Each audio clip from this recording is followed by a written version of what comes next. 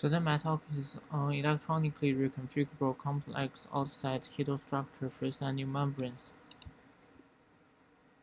Correlated electron systems has been revealed to have many interesting properties such as superconductivity and ferromagnetism.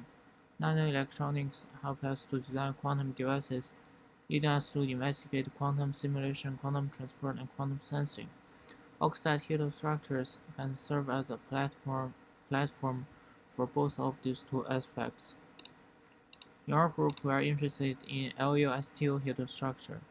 By placing just under 4 unit cells of LU on STO, we can control the transition between conductive and insulating with conductive atomic force microscope lithography.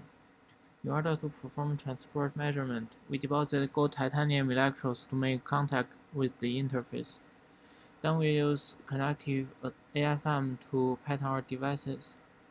When we sketch with positive voltage on the tip, it leaves protons on the surface of LU, which can attract electrons to the interface, thus make a certain area conducting. The wires we read can be as thin as 2 nanometer. When we apply a negative voltage, the tip can erase the device, which enables us to make the barriers at the interface. This whole process does not alter the critical structure of LU-STO and can be repeated as many times as you want. Based on this technique, we are able to create various devices including LU-STO-based single-electron transistor and electron waveguide. Both of these devices show interesting electron-electron correlation at low temperature. So we keep asking ourselves how we can expand the utilities of these devices and how we can study the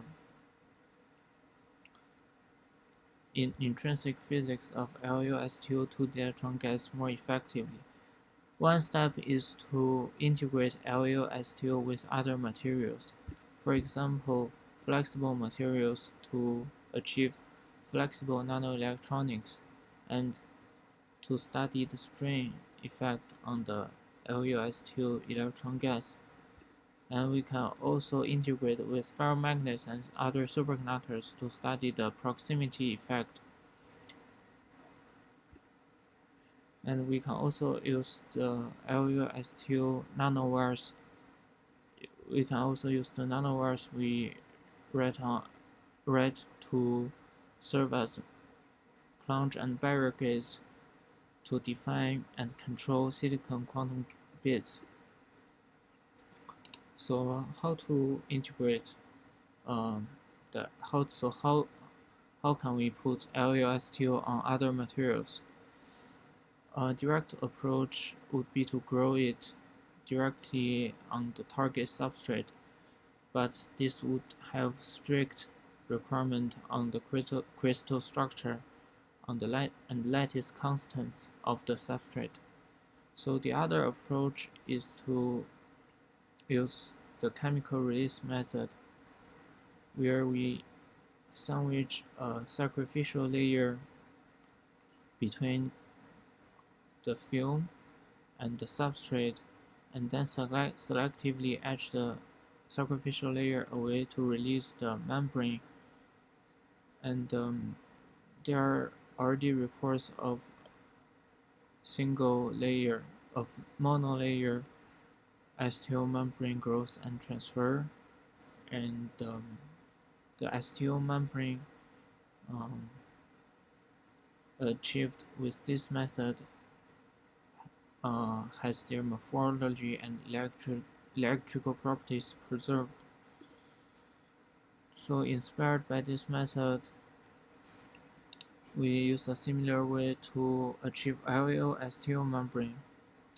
So here the sacrificial layer we use is a strontium ruthenate sacrificial layer, and after the STO growth, we perform BHF etching and annealing to achieve TiO2 termination, and then we grow LU on top, and then we use sodium pyridate to etch the SRO away, and finally pick the membrane up with another substrate, in this case a sapphire substrate. So we can achieve millimeter-sized LUSTO membrane transfer, and it preserves its single crystal structure and flat surface and sharp interface during the transfer.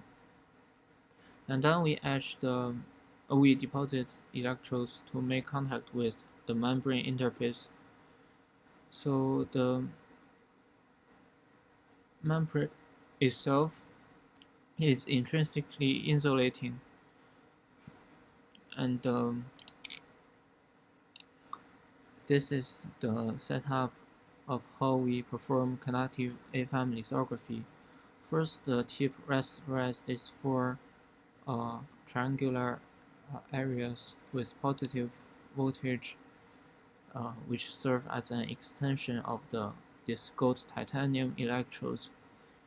And when the tip finish this yellow main channel with positive 6 volts, we can see an obvious conductance jump here. And when the tip sketches with negative 2 volts across the main channel, the conductance was restored to 0.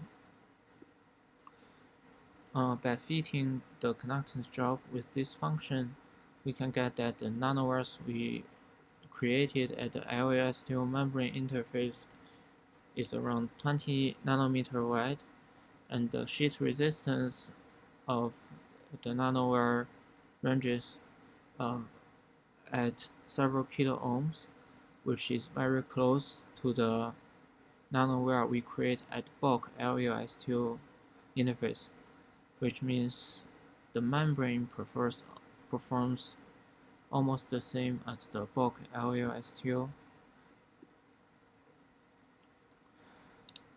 And then we create this 4-terminal nanowire device and put it in a dilution refrigerator to study its low temperature transport properties. So this nanowire survives at temperature down to 50 milli-Kelvin, and this is the IV curve. At low temperature, we can see a zero bias resistance dip here, and this feature can be suppressed by elevated temperature or magnetic field. So we ascribe this feature to possible superconducting regions between source and drain, and the large residual resistance may be caused by the normal metallic region in series with the superconducting region. We think that this may come from the slightly higher point defect densities of the PLD grown STO layer. And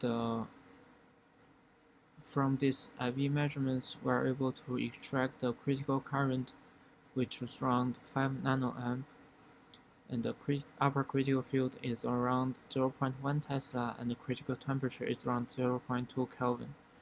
They are very close to the C-AFM created nanowires at bulk LASTO interface. So